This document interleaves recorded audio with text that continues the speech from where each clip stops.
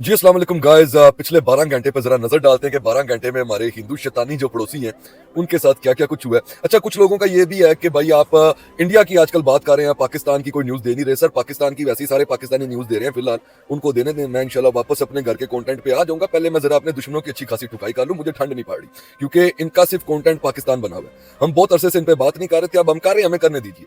अच्छा जी, स्टार्ट करेंगे हम ऑपरेशन सिंदूर से। ठीक है, पहले मैं छोटी छोटी आपको बता देता हूँ उस वीलॉग में मैं बात किस मामले में करने लगा, कुछ पॉइंट्स लिख के रख लिए। सबसे पहले ऑपरेशन सिंदूर, जनरल अनिल चौहान जो इनके सीडीएस के, उन्होंने जो एक छोटा सा बयान दिया है 15% फेक न्यूज पे, उस पर बात करेंगे। उसके बाद राहुल गांधी जी के कुछ क्वेश्चन है उन पर बात करेंगे। फिर नरेंद्र मोदी को जंगी मुजरिम करार दे दिया गया, उस पर भी बात करेंगे। उसके बाद अडानी ग्रुप पे क्या चढ़ दौड़ हो चुकी हुई है, उस पर भी बात करेंगे। तो बंदे रहिएगा। चलिए हम स्टार्ट करते हैं अब जनाब इनके जो सीडीएस के जनरल हैं अनिल चौहान साहब, उनके एक छोटे से बयान से। उन्होंने एक बयान दिया जनाब के ऑपरेशन सिंदूर के दौरान 15% फेक न्यूज पे हमने अपना वक्त जाया किया। मतलब कि जो हिंदुस्तान की आर्मी है, जो उनकी एक युद्ध सेना है, वो भी अपने मीडिया को देख के चल रहे थे। उनकी अपनी कोई इंटेलिजेंस नहीं थी कि अपनी इंटेलिजेंस के थ्रू न्यूज आती है। अनिल चौहान जो उनके जनरल है सीडीएस के, उन्होंने बोला है कि जनाब 15% फेक न्यूज हमें दी है हमारे मीडिया ने, और हम वो 15% फेक न्यूज के पीछे अपना वक्त जाया करते रहे। तो भाई अपनी कोई इंटेलिजेंस एजेंसी रखें आप, ताकि आपको कोई राइट न्यूज मिले। या फिर अनिल चौहान साहब आप हमें सब्सक्राइब कर लें, मुझे सब्सक्राइब कर लें, मेरे यारों दोस्तों को, मलकू को, मैर को कर लें, आपको 100% ओरिजिनल न्यूज मिलेगी जंग के हालात के मुताबिक। अच्छा जी, ये रहा एक छोटा सा बात जो उन्होंने बताई है कि ऑपरेशन सिंदूर में हमने क्यों फैंटी खाई है। हमने इस वजह से फैंटी खाई है क्योंकि फेक न्यूज सुनते रहे और हम सोचते रहे हमने कराची पे कब्जा कर लिया है, आसिफ मुनीर अरेस्ट हो गया, लाहौर पोर्ट पे कब्जा हो गया है, F-17 गरा छोड़े, एच सुटता ओ सुटता, हम सारी चीजों पर यकीन करते रहे, तो हम फेक न्यूज सुनते रहे। ये भाई साहब का कहना था। अच्छा जी, अब राहुल गांधी साहब के कुछ क्वेश्चन हैं जिसके ऊपर इनके जो जेपी साहब है उन्होंने उसको मुल्क दुश्मन देशद्रोही करार दे दिया था कि राहुल गांधी एक देशद्रोही है। ठीक है, अब उनके कुछ क्वेश्चंस थे पहलगाम फेक फ्लैग ऑपरेशन को लेकर, क्योंकि फेक फ्लैग ऑपरेशन था, साफ नजर आ रहा है झूठा ऑपरेशन था कि वो कार्रवाई डलने के 10 मिनट के अंदर अंदर जनाब FIR भी हो जाती है, नाम भी दर्ज हो जाता है पाकिस्तान का, इल्जाम भी पाकिस्तान पे आ जाता है। और वो 4 बंदे बेसिकली, राहुल गांधी जी का ये सवाल है कि वो 4 आतंकवादी जो थे पहलगाम के, वो किधर है, उन्हें किधर किया है, किधर है वे यार। ठीक है, वो पकड़े भी गए हैं, नहीं पकड़े गए तो किधर है, गायब क्यों कर दिए हैं उनको, उनका इंकशाफ लेके आओ, उनका बयान लेके आओ ना। और राहुल गांधी यहाँ पे ठीक है, वैसे मेरे राहुल गांधी से लाखों इतराज पास के और फ्यूचर में करोड़ों रहेंगे, मगर इधर ये बंदा ठीक है कि भाई ऑब्वियसली ओपोजिशन का हक बनता है। नरेंद्र मोदी, तुम इतने बाप ना बनो हिंदू शैतान के, उधर और भी बहुत लोग हैं। 140 करोड़ जनता के तुम पिता ना बनो, तुम्हारी अपनी तो कोई औलाद नहीं है, तुम 140 करोड़ को अपने बच्चे समझ के, भेड़ बकरियां समझ के उनकी बलि मत दो।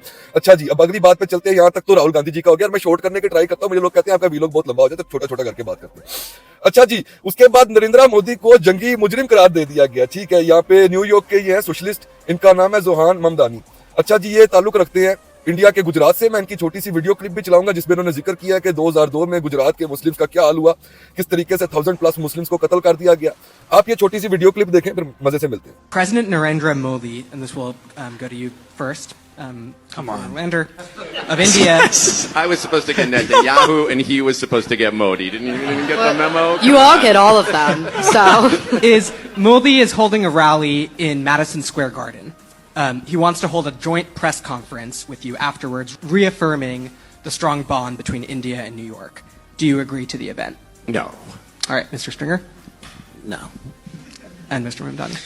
No, and I just want to say something here, which is that my father, his family comes from Gujarat in India, and his family is Muslim, I'm Muslim, and Narendra Modi helped to orchestrate what was a mass slaughter of Muslims in Gujarat, to the extent that we don't even believe there are Gujarati Muslims anymore. And when I tell someone that I am, it's a shock to them that is even the case. And this is someone who we should view in the same manner that we do Benjamin Netanyahu. This is a war criminal. अच्छा जी, तो यहाँ तक बात थी mister Zohran Mamdani की कि किस तरीके से हिंदुस्तान में मुसलमानों को काटा जाता है गुजरात में, और उसके बाद फिर मोदी को इज्जत नहीं मिल सकती। सिंपल एज दैट, कोई मुस्लिम इसको कुछ भी नहीं समझता वहाँ पे, क्योंकि ऑब्वियसली गुजरात में जिस तरह हिंदुस्तानी गुजरात में मुसलमानों का कत्लेआम किया गया 2002 में, बल्कि इस बानों में भी आपको याद हो एक 5 माह की प्रेग्नेंट खातून थी, 9 जिनसी बेड़ियों ने 5 माह प्रेग्नेंट खातून के साथ बलात्कार किया, और उसको अभी 2024 में इंसाफ मिलना था, और 2024 में उस बलात्कार के जितने भी इस केस के आरोपी थे उनको बाइज्जत बरी कर दिया गया। जी हाँ। अच्छा, अब अगली खबर की जानिब चलते हैं। अच्छा, अमेरिकन महकमा इंसाफ है जनाब, उन्होंने अडानी ग्रुप जो है उसके ऊपर जनाब अच्छा खासा दावा बोल दिया। अब ईरानी पेट्रोकेमिकल मसनूमात है, उनके चक्कर में इसको पकड़ा जा रहा है, ठीक है। ईरान से LPG जो है ना वो दरामद की जा रही है, ठीक है, और वो सारी इसने अडानी ग्रुप के थ्रू की जा रही है, और ये अमेरिका की रिस्ट्रिक्शंस के बावजूद किया जा रहा है कि उन्होंने इन पे रिस्ट्रिक्शंस लगाई थी, उसके बावजूद ये काम कर रहे हैं। ऑब्वियसली अब्बू अमेरिका गुस्सा कर जाएंगे। मिस्टर मोदी, आप अब्बू अमेरिका से डरे, जिनसे डर के आपने हथियार भी पहले फेंक दिए, सीज फायर भी करवा दिया, ठीक है। अभी अब्बू अमेरिका गुस्सा कर देंगे, कर नहीं जाएंगे, गुस्सा कर गए। अच्छा जी, इसका नाम क्या है? हिडनबर्ग के नाम से ये जनाब एक एजेंसी है जिन्होंने इनको नंगा किया। उसमें इनकी बैंक स्टेटमेंट्स भी उन्होंने खोल के रख दी हैं, ठीक है। उसके बाद स्टॉक मार्केट को कैसे हाईजैक किया गया इनकी जानिब से, वो भी उन्होंने नंगा कर दिया कि स्टॉक मार्केट को हाईजैक किया गया, हाईजैक करके कीमतें ऊपर नीचे की जाती हैं। मोदी का और अडानी का जो गठजोड़ है वो बेसिकली इन्होंने खोल के हाथ में दे दिया अमेरिकन महकमा इंसाफ ने। सो मुझे लग रहा है कि अभी मोदी अडानी ये लोग बिल्कुल एक डूबते हुए जहाज के सवार हैं, बिल्कुल खत्म होते जा रहे हैं। उसके बाद एयर इंडिया का मैंने कल आप लोगों को बताया था कि 200 मिलियन एक दिन का नुकसान है, वो अब जाके 214 मिलियन एक दिन के नुकसान पे पहुंच गई है एयर इंडिया। 200 मिलियन से 214 मिलियन पर डे नुकसान पे पहुंच गई है एयर इंडिया। उसके बाद इंडिया की करेंसी जो है उसको गाइस खासा झटका लग रहा है आलमी सतह पे।